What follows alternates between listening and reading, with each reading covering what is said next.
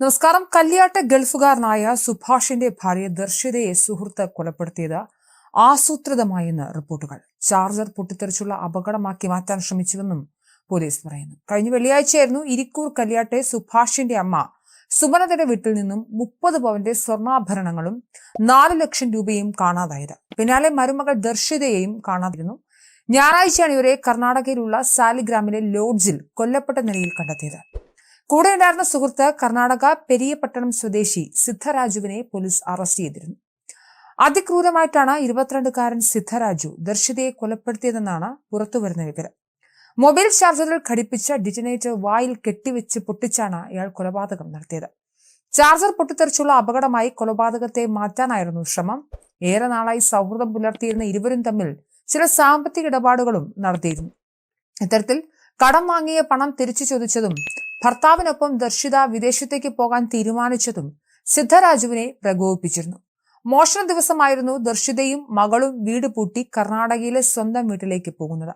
പിന്നീട് മകളെ മാതാപിതാക്കളെ ഏൽപ്പിച്ച് ദർശിത സാലിഗ്രാമിലെ സിദ്ധരാജു എടുത്തിരുന്ന ലോഡ്ജിലേക്ക് എത്തുകയായിരുന്നു. ഇരുവരും തമ്മിൽ അവിടെ വെച്ച തർക്കങ്ങളുണ്ടായി. ഹാർഡ്വെയർ ഷോപ്പിൽ ജോലി ചെയ്തിരുന്ന സിദ്ധരാജു അവിടെ ഉണ്ടായിരുന്ന വസ്തുക്കൾ ഉപയോഗിച്ചുകൊണ്ടാണ് കൊലപാതകം നടത്തിയതെന്നും കർണാടക പോലീസ് വ്യക്തമാക്കുന്നുണ്ട്. ദർശിതയുടെ ഭർത്താവിന്റെ വീട്ടിൽ നിന്നും കാണാതായ 30 പവൻ സ്വർണവും 4 ലക്ഷം രൂപയും കണ്ടെത്താനായിട്ടില്ല. കർണാടക സാലിഗ്രാമത്തിലെ ലോഡ്ജിലാണ് ദർശിതയെ കൊല്ലപ്പെട്ട നിലയിൽ കണ്ടെത്തിയത്. മോഷണത്തിന് പിന്നിൽ മരുമകളായ ദർശിത ആണെന്നാണ് പോലീസിന്റെ നിഗമനം. ഇവരെ കേന്ദ്രീകരിച്ച് നടത്തിയ അന്വേഷണത്തിലാണ് ദർശിതയെ കൊല്ലപ്പെട്ട നിലയിൽ കണ്ടെത്തിയത്. സുഹൃത്തിന്റെ നിർദ്ദേശപ്രകാരമാണ് സ്വർണവും പണവും ദർശിത എടുത്തത്. പണം വീതം വെക്കുന്നതുമായി ബന്ധപ്പെട്ട് ഇരുവരും തമ്മിൽ തർക്കം നടന്നിട്ടുണ്ടാകാം എന്നാണ് പോലീസ് കരുതുന്നത്. കസ്റ്റഡിയിലെടുത്ത സിദ്ധരാജിനെ പോലീസ് ചോദ്യം ചെയ്തു വരികയാണ് നിലവിൽ. മോഷണ ശ്രമത്തിൽ കൂടുതൽ പേർക്ക് പങ്കുണ്ടോ എന്നും പോലീസ് അന്വേഷിച്ചു വരുന്നുണ്ട്. അതേസമയം കാണാതായ സ്വർണവും പണവും സംബന്ധിച്ച് ദുരൂഹത തുടരുകയാണ്.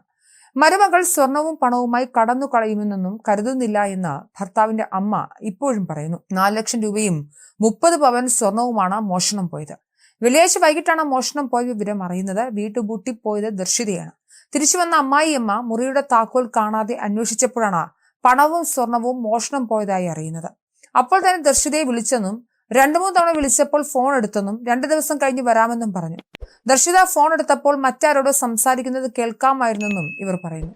പിന്നീട് വിളിച്ചപ്പോൾ ഫോൺ എടുത്തത് ഒരു പുരുഷനായിരുന്നുവെന്നും അപ്പു എന്ന് പറയുന്ന പോലെ തോന്നിയെന്നും വീട്ടുകാർ പറയുന്നു.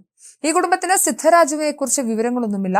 ദർശിതയുടെ സംസ്കാരം കർണാടകയിലാകും നടക്കുക. ഇയാളെ ഇരിക്കൂർ പോലീസ് കസ്റ്റഡിയിൽ വാങ്ങിയ ശേഷമായിരിക്കും ഇവിടുത്തെ ബാക്കി നടപടികൾ.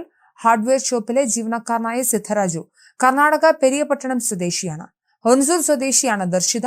മകളെ വീട്ടിൽ നിർത്തിയ ശേഷമാണ് സാലിഗ്രാമത്തിലെ ലോഡ്ജിലേക്ക് പോയത്. ഇതിനു മുൻപും പലതവണ സിദ്ധരാജു ദർശിതയെ കയ്യിൽ നിന്നും പണം വാങ്ങി ഉപയോഗിച്ചിട്ടുണ്ടെന്നാണ് മനസ്സിലാക്കുന്നത്. കടുത്ത സാമ്പത്തിക പ്രതിസന്ധി ഉണ്ടായിരുന്നെന്നും പ്രതി പോലീസിന് മൊഴി നൽകി.